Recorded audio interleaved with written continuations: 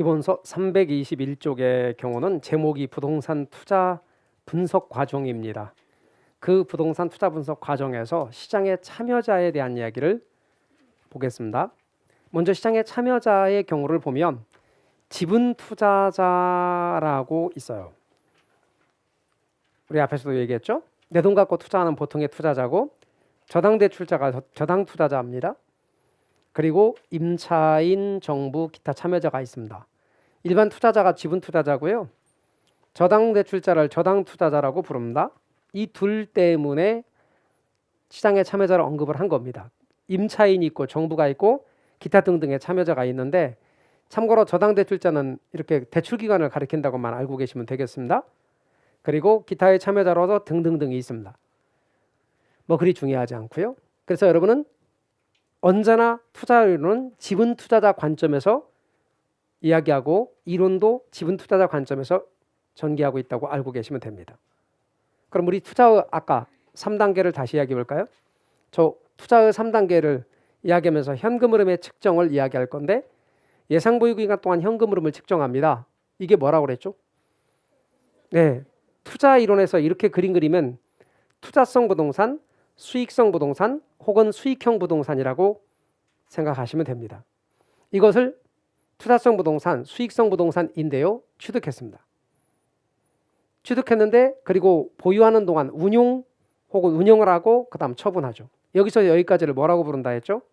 예상 보유 기간이라고 그랬고 이 예상 보유 기간이 10년이라고 가정합시다. 이 건물의 수명은 50년인데 이것이 지어진 지 10년째 되고 나서 11년째 내가 샀다 합시다. 그리고 11년째부터 20년 될 때까지 10년간 보유한다 합시다. 그러면 내가 사기 전까지 내 거 아니죠. 그러니까 내가 사기 전까지 내 거 아니니까 현금 흐름 계산할 필요가 없고 내가 팔았습니다. 내 거 아니죠. 그러니까 현금 흐름 계산할 필요가 없고 내가 현금 흐름 계산하는 건 보유하는 동안만 계산하는 것이. 그러니까 예상 보유 기간 동안 계산한다는 거 잊지 마세요. 건물의 전 내용연수 기간 동안 계산하는 거 아니에요. 그 다음 제일 첫 번째 취득입니다. 1억 원에 취득했다고 우리 가정하기로 했죠. 그러니까 1억 원이 총 투자액이고 이것이 부동산 가치다. 이거 투자 가치라고 그랬어요? 시장 가치라고 그랬어요? 시장 가치. 시장에서의 객관적 가치 총 투자액과 똑같다. 총 투자액은 내 돈 투자액을 지분 투자액이라고 그랬고 이게 자본이었습니다. 자기 자본, 자본. 이게 빌린 돈이었습니다. 타인 자본, 부채였습니다. 부채. 그래서 이렇게 자본과 부채인데 부채에 대해서는 이자라는 개념이 있다라고 그랬고 이게 나가는 돈입니다. 나가는 돈인데 나가는 돈의 경우가 한 번만 나가라는 법이 없습니다. 1억인데 5천 나가고 1년 있다 3천 그 다음 또 1년 있다 2천 이렇게 나갔다면 나가는 돈을 모두 합해야 됩니다. 그런데 중요한 건 합하는 걸 먼저 하지 않고 현재 가치를 먼저 합니다. 그래서 현재 가치 한 후에 합합니다. 그래서 언제나 현값이라는 걸 알아두세요. 현금 유출을 합한 다음에 현재 가치 하는 게 아니라 현재 가치 한 다음에 합합니다. 그래서 항상 현가합 그럽니다. 유입입니다. 운용 단계 때 돈이 들어옵니다. 운영소득이 영업소득입니다. 그리고 이 영업소득을 우리는 계산하는 과정을 영업의 현금 흐름 계산이라고 할 거고요. 처분소득이 있습니다. 처분소득을 계산하는 과정이 있습니다. 영업소득을 계산하는 과정을 영업의 현금 흐름 계산이라고 그러고 처분소득을 계산하는 과정을 지분복귀의 계산이라고 할 겁니다. 세금이 나간다고 그랬죠? 이 세금 뭐죠? 영업소득세입니다. 자본이득에 대한 세금 뭐죠? 자본이득세입니다. 그러므로 우리는 현금 흐름을 측정할 때 영업의 현금 흐름 계산 하나 해야 되고 지분복귀의 계산해야 되고 영업소득세 계산해야 되고 자본이득세 계산을 해야 되거든요.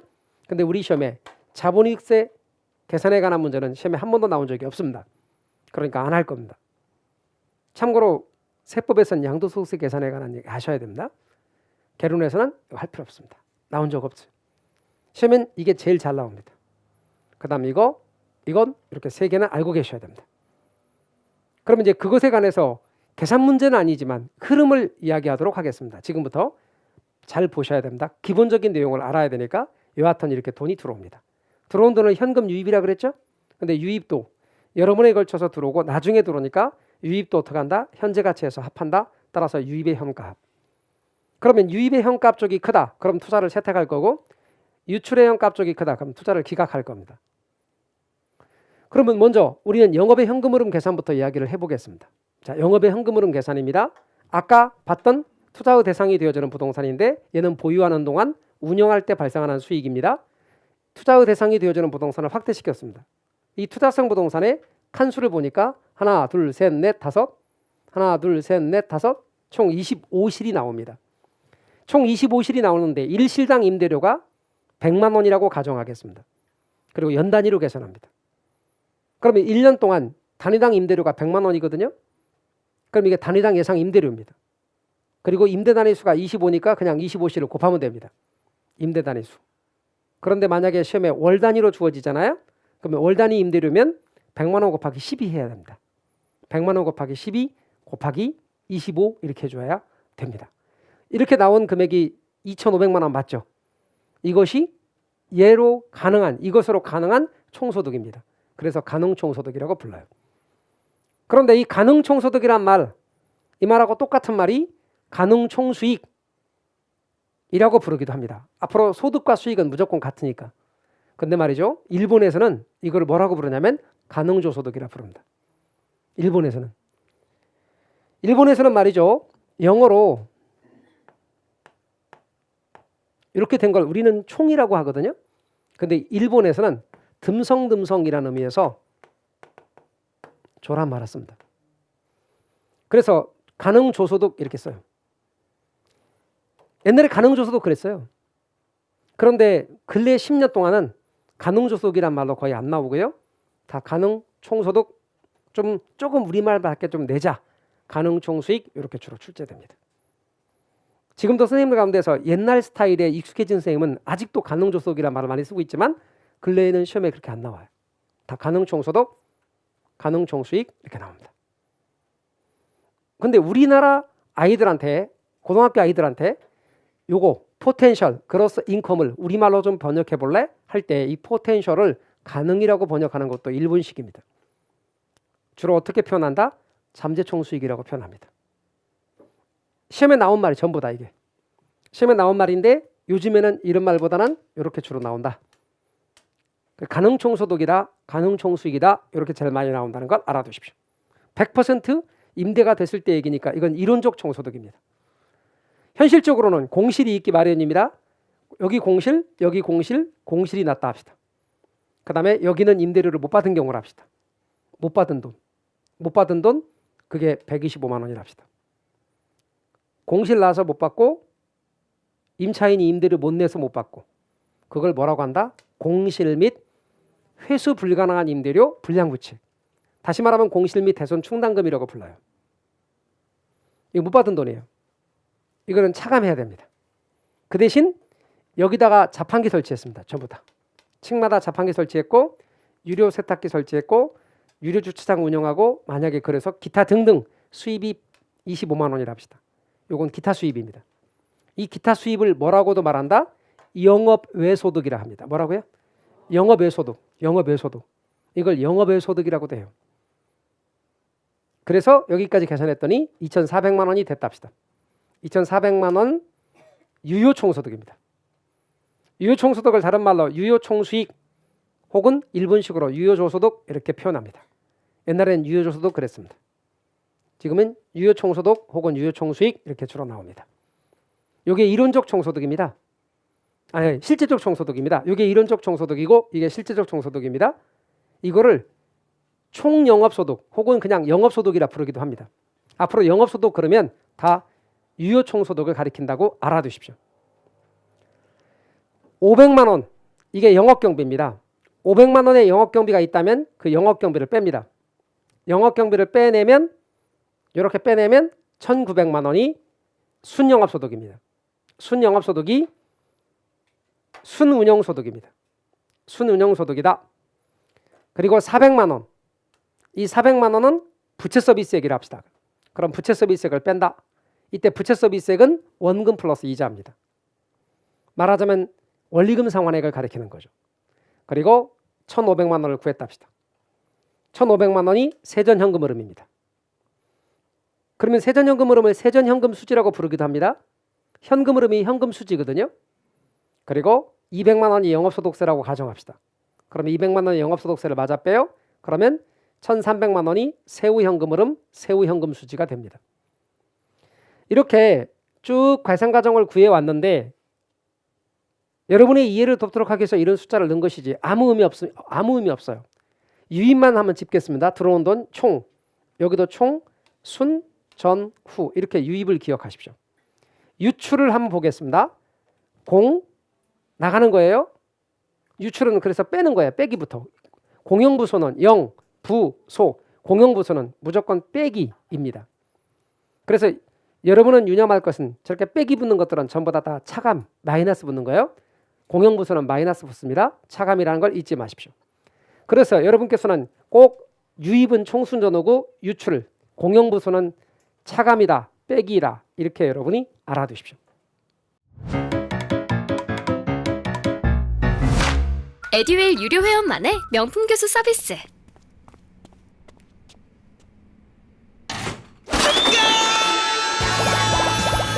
합격이 쉬워지는 명품 교수님 혜택. 오직 에듀윌 유료 회원에게만. 에듀윌. 자, 그런데 말입니다. 조금 전에 우리가 얘기했던 이야기에서 유입은 총순전후고 유출은 공영부소라는 걸 이야기했는데요. 좀 더 공실 및 불량부채가 뭐냐면 공실 및 불량부채에 대한 충당금 내지는 공실 및 대손 충당금이라고 할 수 있습니다. 또한 영업경비가 뭐냐면 운영경비인데 투자대상 부동산을 운영하는 데 들어가는 수리비나 관리비나 수수료나 재산세, 보험료, 광고비 이런 걸 영업경비라 합니다. 근데 말이죠. 우리 시험에 영업경비에 포함되지 않은 항목을 알아두셔야 됩니다. 영업경비에 포함되지 않은 항목은 좀 기억하십시오. 시험에 잘 나옵니다. 우선 말이죠. 여러분 부동산 취득할 때 내는 세금 취득세죠. 이건 취득할 때 냈기 때문에 영업경비에 포함되지 않습니다. 그 다음에 여기 공실 및 불량부채는 여기서 뺐죠. 그러니까 여기에 포함되지 않습니다. 여기서 뺐는데 여기다 포함되면 이중으로 빼라고? 그러니까 공실 및 불량부채도 영업경비에 들어가지 않습니다. 부채 서비스액은 여기서 뺄 거죠. 그러니까 여기다 포함시키면 또 이중으로 빼는 거겠죠. 여기에 뺄 거니까 여기에 포함시키지 않습니다. 영업소득세도 여기서 뺄 거니까 들어가지 않습니다. 감가상각비, 감가상각액은 영업경비가 아니니까 영업경비에 포함시키지 않습니다. 여러분 소유자의 급여, 건물 산 사람이 자기한테 주는 임금, 급여 영업경비예요 아니에요? 아니니까 소유자의 급여도 들어가지 않습니다. 제가 개인 업무를 볼 때 개인 업무비, 그것도 영업경비예요 아니에요? 아니니까 들어가지 않습니다. 그래서 여러분은 어떤 것들이 들어가지 않는지 이거는 기억하셔야 되는데요. 시험에 잘 나오니까 기억하셔야 됩니다. 그런데 기억할 때 이렇게 하실래요? 여러분 세법 시간에 취득세 배우시죠? 네, 취득세 공부한 소감. 취득세 공부한 소감 소개하는 시간이에요. 그래서 앞으로 취득세 공부한 소감 소개. 취득세 공부한 소감 소개라고 기억하십시오. 다만 소가 두 번 들어가는데 한 번은 영업소득세, 또 한 번은 소유자의 급여입니다. 따라서 여러분께서는 취득세 공부한 소감 소개. 앞으로 영업경비에 들어가지 않는 항목을 말하세요. 그럼 취득세 공부한 소감 소개, 취득세 공부한 소감 소개로 기억하십시오. 그래서 취득세 공부한 소감 소개로 알아두십시오. 부채 서비스액은 원리금 상환액을 가리키는 말로 뭐 플러스 뭐다? 원금 플러스 이자를 가리킨다. 잊지 마십시오. 자, 그 다음에 감을 좀 잡으셨다면 우리가 궁극적으로 이제 시험을 잘 보기 위해서 이것을 하는 거니까 제가 아까 뭐라고 말씀드렸냐면 여기에 이 수익이라는 것은 수익입니다. 반드시 산출이고 투입 없는 산출이란 있을 수 없다 그랬죠. 그러면 얘네들 총순 이런 투자액은 무슨 투자액과 관련이 있냐면 총투자액이죠. 반면에 전후 요거는 지분 투자액과 관련이 있죠.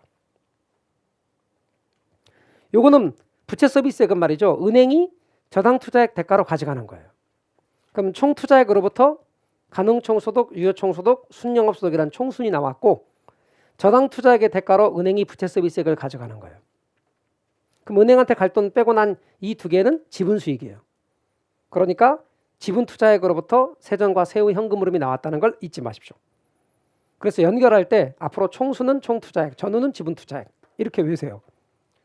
다시 한번요. 총수는 총투자액, 전후는 지분 투자액. 총수는 총투자액, 전후는 지분투자액 이렇게 기억하시는 겁니다. 꼭 매치를 시키세요.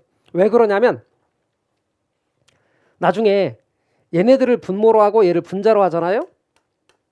그거를 승수라고 불러. 얘를 분모로 하고 얘를 분자로 한 걸 수익률이라 불러. 그래서 뒤에 가서 승수법, 수익률법을 자연스럽게 공부를 하시려면 지금 제가 말한 거를 연결할 수 있어야 돼요. 오늘 거 잘 해놓으셔야 다음 주에 이야기가 되게 쉬워진다 그 말이에요. 줄긋기. 그 다음 또다시 제가 뭐라고 말씀드렸냐면 시험을 잘 보는 게 궁극적인 목적이라고 그랬어요. 열심히 이렇게 형식적 지식도 배우셔야 돼요. 그러나 이런 형식적 지식을 100%잘 기억해서 활용하면 정말 고득점이 나와요. 생각지 않게 시험을 봤는데 나는 그것까지 원하지 않았지만 95점도 나와요.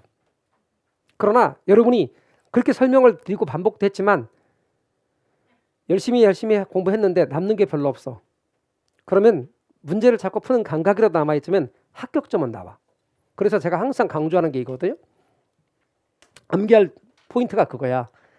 유효총소득이라고 하는 것은 여기서부터 구해갈 때 공실 같은 건 빼는 거야. 차감이니까. 그러니까 얘는 차감이야.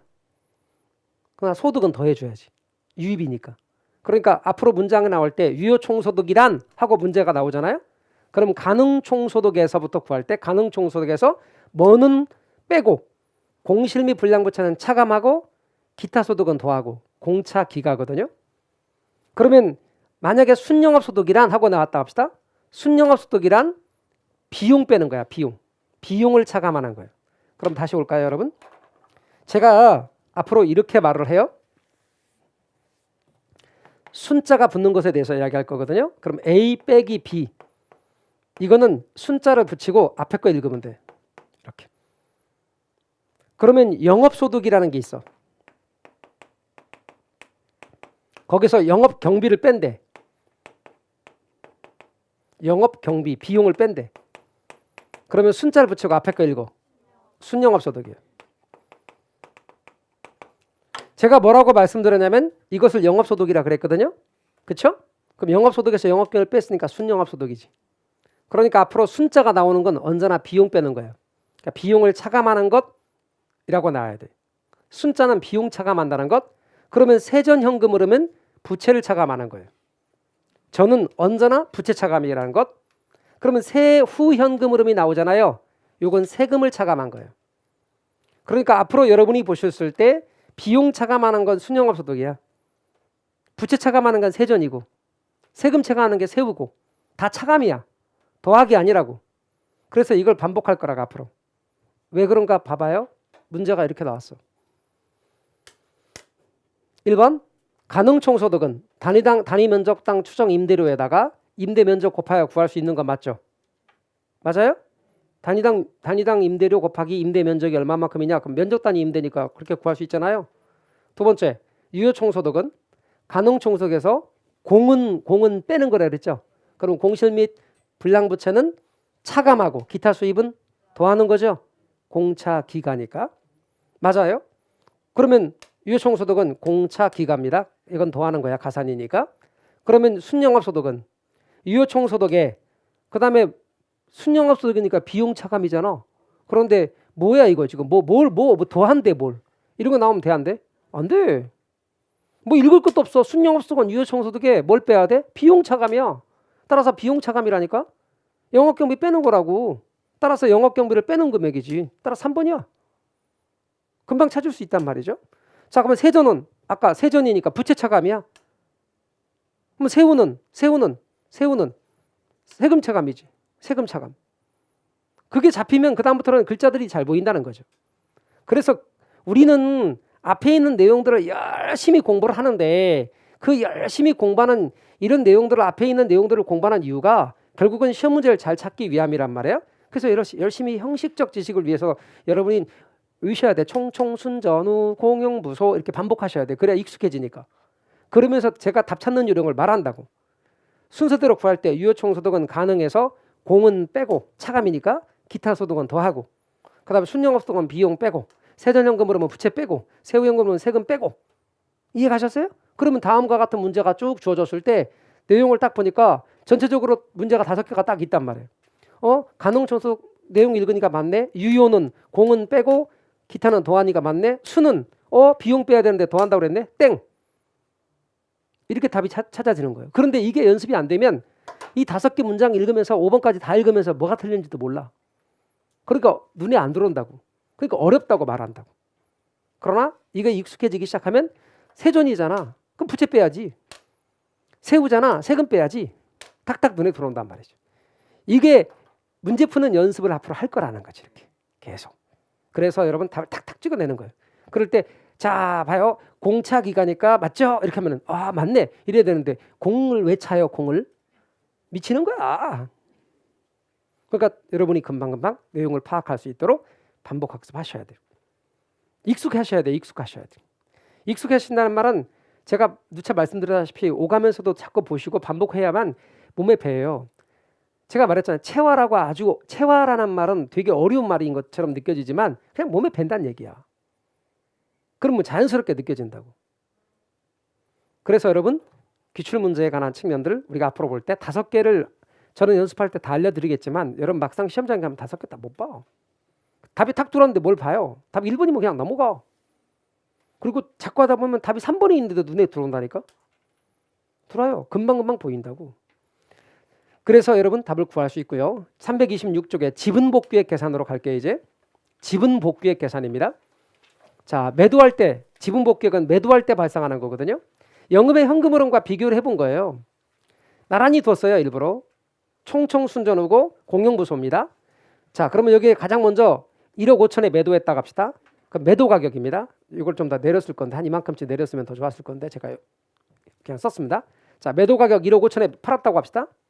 그런데 이거 팔 때 비용이 얼마 들었냐면 1,000만 원 들었다 합시다.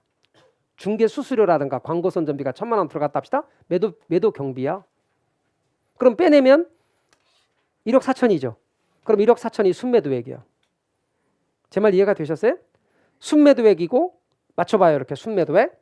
그 다음에 1,000만 원이 열심히 은행한테 그동안 갚았거든요. 못 갚은 게 1,000만 원 남았대. 이게 미성환 저당 잔금. 줄여서 그냥 저당 잔금. 자, 맞아 빼요. 그러면 뺐더니 1억 3천이네. 요게 세전 지분복귀액. 이 부채야. 부채 빼면 세전이야. 그 다음에 세금 빼야죠. 따라서 500만 원의 자본이득세래. 빼내면 세후가 내요. 세금 빼면 자본이득세. 말하자면 세후가 되죠. 세후지분복귀액. 이게 총 매도 가격이거든요. 총에서 순 구하려면 경비 빼야 비용 빼야 돼. 아까 영업경비, 매도경비. 그 다음에 부채 빼면 세전. 그 다음에 세금 빼면 세후. 원리 똑같아요. 그래서 유입은 총순전후와 똑같이 매순전후. 그 다음에 유출은 매미자. 이렇게. 그래서 여러분 다시 한번 유입은 매순전후고 유출은 매미자. 그래서 항상 기억할 때 그렇게 기억을 하시라는 거죠. 지분복귀액이 뭔 말이냐면 투자자들이 일정 기간 동안에 투자부동산을 운영한 후에 처분할 때 지분투자자 몫으로 팔아서 되돌아오는 수입이에요. 1억에 샀다. 1억 5천에 팔았다. 1억 5천 돌아오잖아. 거기서부터 계산하는 거예요. 지분복귀의 계산이에요. 매도경비는 아까 말씀드린 것처럼 이 부동산을 팔 때 들어가는 중개수수료나 광고선전비를 매도비용이라 그래요. 미성환 저당잔금은 부동산 처분할 때까지 아직 못 갚은 돈. 부동산 처분할 때까지 아직 못 갚은 돈. 땡겨 갚아야죠. 이거 계산할 때 아까 연금의 현가계수가 필요하다 그랬지. 그 다음 시험에 기억할 포인트는 유입은 매순전후고 유출은 매미자야. 그러니까 항상 마이너스 붙는 건 매미자만 마이너스 붙는다고. 매도경비, 미성환 저당잔금, 자본이득세는 무조건 가산이 아니라 차감이라고. 그럼 이런 말들은 차감이란 말이 붙어야 돼. 그래서 아까 공용부소하고 매미자는 차감이란 말이 붙는다고 잊지 마세요. 이렇게만 딱 잡아놓으면 그 다음부터 눈에 잘 들어온다니까 문장이. 그래서 여러분 들어오는 유입은 뭡니까? 그러면 영업의 현금 흐름에서는 총순전후야. 유출은 공용부소고 얘는 유입은 매순전후, 유출은 매미자. 아까 총순전후에서 총이 2개였잖아요. 총순전후. 얘는 그냥 매순전후. 나가는 유출은 공용부소, 이런 매미자. 왜 그걸 반복하시는 게 좋으냐면 이게 저희처럼 습관된 사람들은 답을 되게 금방 찾는데 서투른 사람들은요. 그 포인트를 알려줘도 그걸 찾느라고 20그림차처럼 한참 걸린다고. 문장 읽는 것보다 더 오래 걸릴 수 있어요. 결국 못 찾아내기도 하거든요. 그러니까 자꾸 보셔야 그런 내용들이 금방금방 들고 자신감도 막 생겨요. 그 그다음 우리 지분복귀액에서 항상 강조할 것이 순 비용 차감한다, 전 부채 차감한다, 후 세금 차감한다, 누차 강조했단 말입니다. 그래서 순영업소득이든 순매도액이든 비용 차감해. 순영업소득이면 영업경비 차감하고 순매도액이면 매도비용 차감하고, 전 세전현금 흐름이면 부채 서비스액 차감하고, 세전 지분복귀액이면 미성환 저당자금 차감하고, 세후 현금 흐름이면 영업소득세 차감하고, 세후 지분복귀액이면 자본이득세 차감하고. 따라서 여러분 핵심 포인트가 이거라고. 계속 얘기할 거예요. 이거 찾아내는 거 훈련할 거라고. 제가 이렇게 말했다고 문제풀이반에서 이거 안 할 거냐? 또 해. 또 한다고요. 계속 반복해 드린다고요. 그래서 드디어 여러분들이 이제 보이기 시작해. 그래서 포기하지 않으셔야 돼요. 계속 반복하셔야 돼요. 그 다음 영업소득세 계산으로 가자고요. 아무리 유명하시더라도 저랑 공부 스타일이 안 맞으면 그냥 안 맞더라고요. 애들 유료회원이면 교수님들을 고를 수 있으니까 과목별로 나만의 드림팀을 만든 느낌? 저랑 꼭 맞는 교수님을 선택할 수 있었던 게 합격 비법이었던 것 같아요. 우리 영업소득세 계산에서 아까 이렇게 계산이 있단 말이에요. 이게 소득에 세금이 붙는 거잖아요. 근데 이 영업소득세 계산을 하려고 하는 거거든요. 그럴 때 가능총소득이나 유예총소득을 기준으로 해서 영업소득세를 계산하는 건 말이 안 돼. 아직 비용도 안 뺐는데. 그러니까 가능총소득은 이론적 총소득이고 얘는 실질적 총소득인데, 여하튼 총소득을 기준으로 비용 계산하는, 세금 계산하는 거 아니란 말이에요. 왜? 비용도 아직 안 뺐으니까. 그러면 세금을 계산할 때는 순영업소득에서부터 계산하거나 세전현금 흐름부터 계산하는 거예요. 그러면 세금을 계산할 때 가장 먼저 할 일은 과표부터 계산해내는 거예요. 과표는 과세표준. 소득이면 과세표준도 과세 대상이 되는 소득이 과표예요. 그럼 영업소득세니까 과세 대상이 되는 소득을 찾아내야 돼. 그걸 계산해야 되는데 그 계산은 순영업소득에서부터 계산할 수도 있고 세전현금 흐름부터 계산할 수 있어요. 절대로 세후현금 흐름부터 계산하진 않겠지. 이건 이미 세금까지 다 뺀 거니까. 자, 이건 아니고, 얘네들도 아직 비용도 안 뺐으니까 아니고, 그럼 여기서부터 세금을 계산하거나 여기서부터 계산한다 그 말이에요. 차이점이 있다면 부채 서비스액을 빼고 계산하느냐 아직 안 빼고 계산하느냐의 차이예요. 그럼 순영업소득에서부터 계산할 수 있는데 순영업소득이나 세전현금 흐름으로부터 영업소득세를 계산할 수 있다 그 말입니다. 자, 그럼 순영업소득에서부터 먼저 계산해봐요. 얘는 부채 서비스를 안 빼고 먼저 계산하는 거고, 세후현금 흐름은 부채 서비스를 빼고 내서 계산하는 거예요. 자, 그러면 순영업소득에서 과표부터 계산할 거예요. 뭐를 더할 거냐? 대체충당금을 더한다고. 그럼 대체충당금이 뭐냐? 자, 여러분 임대용 부동산을 임대한다고. 그러면 임대용 부동산에 정기적으로 냉난방 설비, 위생 설비, 소화 설비 등을 대체하기 위해 매기간 일정액씩 적립하는 금액. 자, 여러분 어렵게 생각하지 마시고, 요즘에는 원룸이나 오피스텔 같은 거 임대 줄 때 거의 풀옵션이 많더라고. 그래갖고 막 TV, 냉장고, 세탁기, 심지어 건조기까지 막 다 구비가 돼 있는 거예요. 그래서 이런 것들이 잘 구비가 돼야만 임대가 잘 나가네. 아, 그래서 이거를 7년 단위로 교체하기로 했는데 전체 교체하는데 들어가는 비용이 1,500만 원이래. 1,500만 원을 어떻게 해요? 7년 동안 적립해내. 그래서 어떻게 하기로 했어요? 나는 임대사업 하는 나는 그걸 7년에 걸쳐서 매년 얼마씩을 떼어놨어. 그리고 나는 그걸 뭐로 처리했죠? 비용으로 처리하지. 나는 영업경비야. 그러나 정부는 그걸 영업경비를 그 떼어놓은 금액을 세금으로 인정한다? 세금 공제로 인정한다? 안 한다? 안 해. 세금 공제 혜택을 줘봐요. 다 떼버리지. 생각해봐요. 1,500만 원 들거든? 그런데 얼마 들었다고 해? 5천만 원 들었다고 하는 거야. 그러면 세금 다 공제받으라고. 따라서 여기 대체충당금은 세금 공제 혜택이 있어 없어? 없어. 그러니까 도로 더하기 하셔야 돼. 이 사람은 순영업소득 이전에, 여러분 순영업소득은 뭘 빼고 계산한 거죠? 영업경비 빼고 계산한 거예요. 이 사람은 풀몸이 대체충당금을 영업경비로 처리해서 뺐잖아. 근데 과표를 계산할 때는 빼면 안 되잖아. 도로 가져와야 돼. 제 말 이해가 되셨어요? 천천히 다시. 또 무슨 말인지 모르는 분에서 한 번만 더.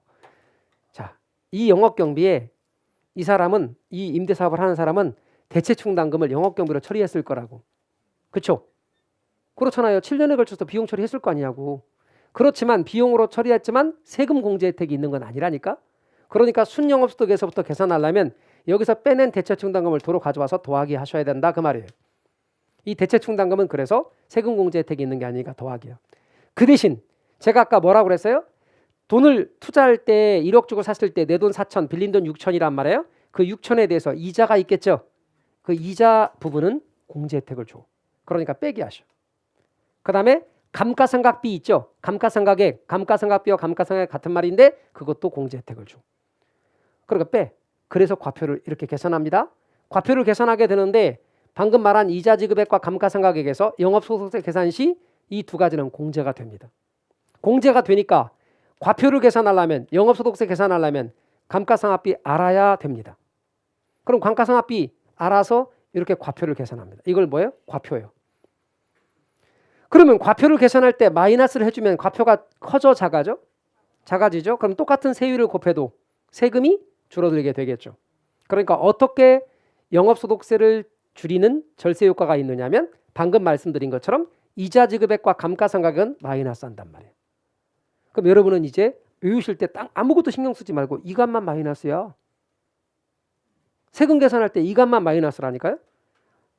전부 다 순대이감이거든. 순대이감. 과표에서 순대이감 중에 이 값만 마이너스 한다고. 나머지는 다 더하기야. 이번에는 순대이감 말고 세대원감, 세전현금물음부터 계산합니다. 보세요 여러분. 여기서 여기로 넘어가면서 부채서비스액이 빠졌죠. 부채서비스액이 원금과 이자잖아. 근데 원금과 이자를 빼고 계산한 거잖아. 그런데 이자를 빼는 건 가능해. 왜? 공제 혜택이 있으니까. 이자를 빼는 건 돼. 그런데 원금도 빼면 안 되지. 원금은 이 사람 소득인데 도로 가져와서 더하기 하셔야 돼. 이렇게. 그럼 대체충당금도 더하기 하고 원금도 더하기 하고 이자만 빼야 되는 거예요. 이자는 빼고 시작했네. 그럼 감가상각비 빼기. 그래 버리면 왼쪽하고 오른쪽이 똑같아 됐지. 천천히 다시. 진짜 많은 분들이 물어봐요. 순대이감은 이자를 빼는데 세대원감은 이자를 안 빼나요? 그렇게 물어봐요. 이미 빼고 시작했잖아. 여기서 이렇게 넘어오면서 빼고 시작한 거죠. 그런데 뺄 때 이자는 공제 혜택이 있으니까 빼는 건 괜찮은데 원금까지 빼면 안 되지. 그러니까 도로 원금은 더하기 한 거죠. 대체충당금은 공제 혜택이 없으니까 도로 가져 더하기 했고 원금도 미리 빼고 계산했으니까 도로 더하기 했고 그리고 감가상각은 공제 혜택이 있으니까 빼기 했습니다. 그러면 이쪽 똑같아졌죠? 세율 곱하면 영업소득세가 똑같이 나옵니다. 세대 원감에서는 부호가 이하고 감만 무조건 마이너스 합니다. 그러니까 여러분은 순대이감 세대 원감에서 부호는 이감만 마이너스 한다고 기억하시면 됩니다. 외우실 때 세금 계산한 순대이감 아니면 세대 원감입니다. 그런데 부호는 뭐라고요? 이하고 감만 마이너스 합니다.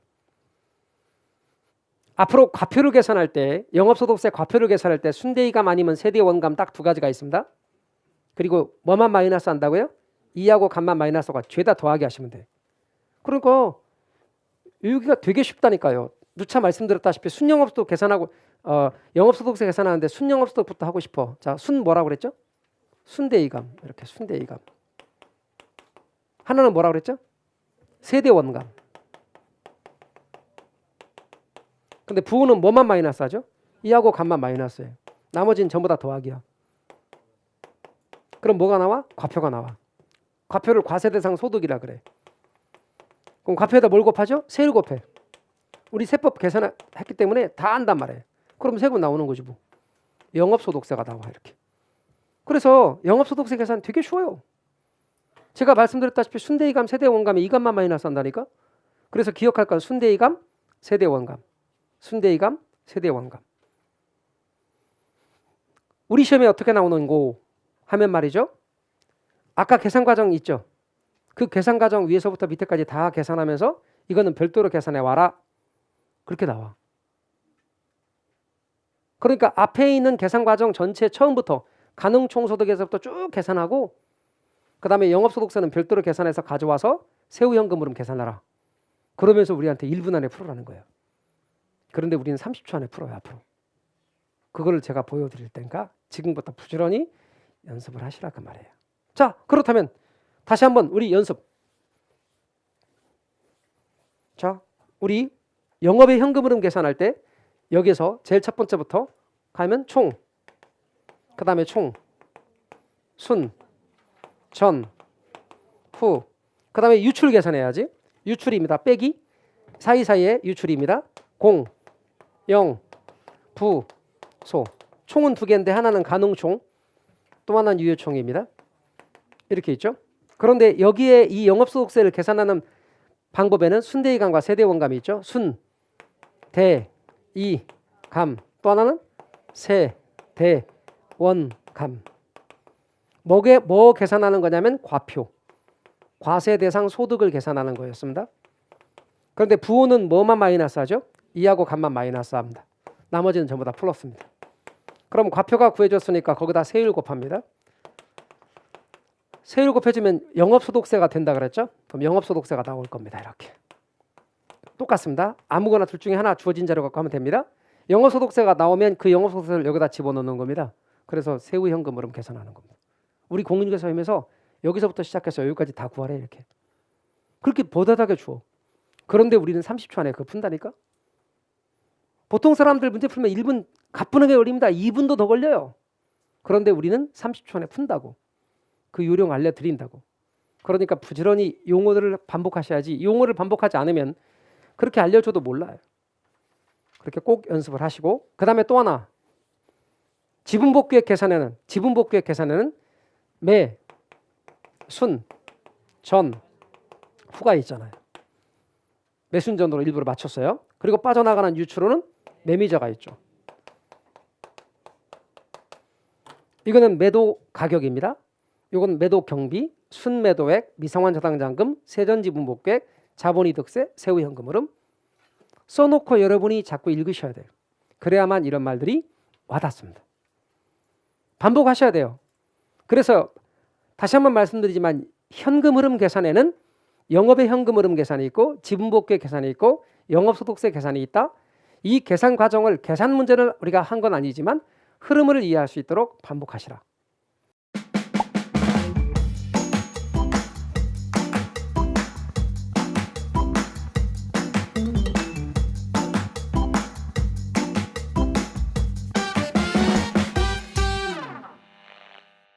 자, 오늘 다뤘던 내용 복습입니다.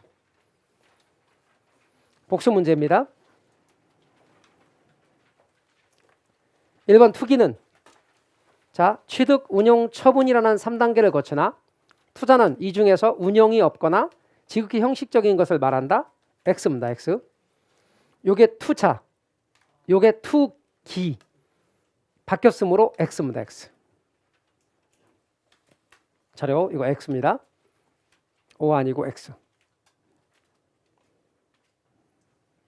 그 다음 두 번째, 지렛대 효과란 부채의 사용이 지분 수익률, 즉 자기 자본 수익률에 미치는 영향, 즉 타인 자본을 이용할 경우 부채 비율의 증감이 자기 자본 수익률, 즉 지분 수익률에 미치는 효과를 지렛대 효과라 그럽니다. O. 3번 정의 지렛대 효과란 부채 비율이 커질수록 자기 자본 수익률은 증가해야지. 커질수록 증가하는 것이. 증가하는 것을 말하고 부의 지렛대 효과란 부채 비율이 커질수록 자기 자본 수익률이 감소하는 것을 말하지. X. 4번의 위험이란 리스크, 위험이란 부동산 투자에서 예상한 결과와 실현된 결과가 달라질 가능성을 말하는데 분산 또는 표준 편차에 의하여 투자 위험의 크기를 측정할 수 있다. 맞아요, 틀려요? 맞아요. 그리고 위험을 측정하는 척도가 뭐라고 그랬어요? 분산이나 표준 편차라고 말씀드렸어요. 그래서 맞는 이야기. 5번으로 갈까요? 기대 수익률은 각 경제 상황별 추정 수익률에 각 상황이 발생할 확률을 곱한 결과를 모두 더하여 계산한다. 가중평균이라고 그랬어요? 산술평균이라고 그랬어요? 가중평균 5. 6번의 투자 위험 측정에서 표준 편차 값이 작을수록 변동성이 심하므로 위험이 크고 표준 편차 값이 클수록 위험이 작다고 할 수 있다. 맞아요, 틀려요? 틀렸죠? 표준 편차 값이 클수록 이렇게 바꾸는 게 좋겠죠. 클수록 변동성이 심하므로 위험이 크고 표준 편차 값이 작을수록 위험이 작다. 이렇게 말해야죠. X. 7번의 투자 금액 모두를 자기 자본으로 조달할 경우라도 금융적 위험 혹은 금융 위험을 완전히 제거할 수는 없다. 전액 자기 자본으로 투자하면 이자가 있어 없어? 없기 때문에 이자 때문에 파산할 이유도 없죠. 그러니까 금융적 위험은 존재하지 않습니다. 그 대신 지렛대 효과도 나타나지 않습니다. 따라서 제거할 수 있다. X 제거할 수 없다. 이게 틀린 거죠. 있다라고 해야죠. 전액 자기 자본으로 투자하면 제거할 수 있다. 그러니까 X. 그 대신 질의 효과도 나타나지 않는다 그랬죠. 8번의 유동성 위험이란 투자 부동산을 현금으로 전환하는 과정에서 발생하는 시장 가치의 손실 가능성을 의미한다. 맞죠? 돈이 묶이는 위험, 넓게 말하면 돈이 묶이는 위험은 전부 다 유동성 위험이라고 그랬죠. 이 돈이 묶이는 위험에서 이렇게 좀 돈이 묶이는 위험에서 벗어나기 위해서 할 수 없이 내가 손해보고 판단 말입니다. 그러면 시장 가치의 손실 가능성이 나타날 수밖에 없죠. 그래서 5. 9번의 기대 수익률이란 투자에 대한 위험이 주어졌을 때 투자자가 대상 부동산에 투자 결정을 하기 위해 보장돼야 될 최소한의 수익률로서 필수 수익률, 외부 수익률, 투자의 기회비용이라고도 한다. X. 이게 무슨 수익률? 요구 수익률이죠. 그러므로 X입니다. 요구 수익률에 관한 이야기입니다. 10번에 어떤 부동산에 대한 투자자의 요구 수익률이 기대 수익률보다 큰 경우 이렇게 위치 바꿔놓으면 잘 모르더라. 자, 요구 수익률이 기대 수익률보다 크단 말은 기대 수익률이 요구 수익률보다 작다는 얘기잖아. 그럼 기대가 작으면 기대가 작으면 같아지려면 기대가 커져야지, 올라가야지. 따라서 대상 부동산에 대한 기대 수익률은 점차 상승하게 된다고 하셔야지. 그래서 X입니다. 글자가 바뀌어도 글자 순서가 바뀌어도 알아볼 수 있어야 됩니다. 나는 기대 수익률이 항상 앞에 나와야만 할 수 있고 뒤에 나오면 못 풀어. 그러면 안 돼요. 얼마나 이렇게 잘 바꿔서 잘 내는데. 11입니다. 위험을 전혀 감수하지 않을 경우 투자자가 얻을 수 있는 수익률은 무위험률밖에 없다고 그랬죠? 5. 12. 위험이 큰 투자 대상일수록 투자자들은 높은 위험에 대한 대가를 요구하게 되므로 요구 수익률은 그죠? 커진다 그랬죠. 위험이 커지면 요구하는 수익률도 커지게 된다. X. 위험과 요구 수익률은 비례관계다라고 누차 말씀드렸어요. 13. 위험이 커지면 부동산의 투자 가치는 하락하게 되므로 위험과 부동산의 투자 가치는 반비례 관계에 있게 된다. 맞아요, 틀려요? 맞죠? 위험과 요구 수익률은 비례 관계, 위험과 투자 가치는 반비례라고 누차 말씀드렸어요. 두 개 헷갈리면 안 돼요.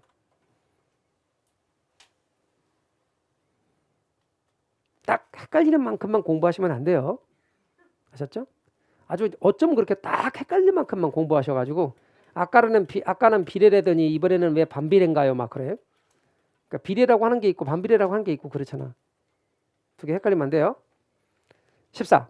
포트폴리오 이론은 투자 시 여러 종목에 분산 투자함으로써 위험을 분산시켜 안정된 수익을 얻으려는 자산 투자 이론이다. 5. 기출 지문이고 아까도 보여드렸던 거. 제가 노란색으로 아까 분산 투자, 그 다음에 위험을 분산, 안정된 수익. 그렇게 노란색으로 하면서 빨간색으로 동그라미까지 표시했던 지문. 15. 포트폴리오 기대 수익률은 포트폴리오를 구성하는 개별 자산들의 기대 수익률을 구성 비율로 가중평균한 값이다.